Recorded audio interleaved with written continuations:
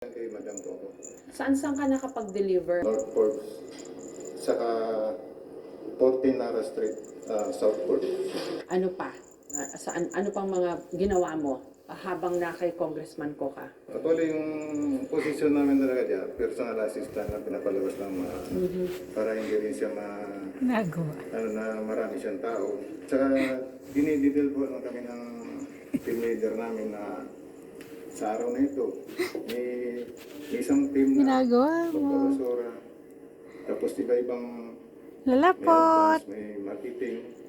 Lalapot. Lalapot. Active duty Lalapot. pa ba kayo nung na-assign kayo kay Co o retired na? Third na din. Wala na sa serbisyo. So, ano yun, siya na nagpapasweldo sa inyo? Yes po. Nagawa Magkano mo. pasweldo? Malaki rin ba? Sa amin kasi noon, Uy.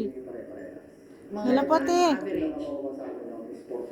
Lalapot eh. 43,000. Di ba Uy. una, lumabas si Gutesa sa Senado. Alalapote. Kaso binakbakan siya.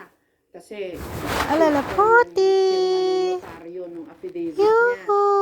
hanggang sa parang hindi masyado ng sinundan Alalapote.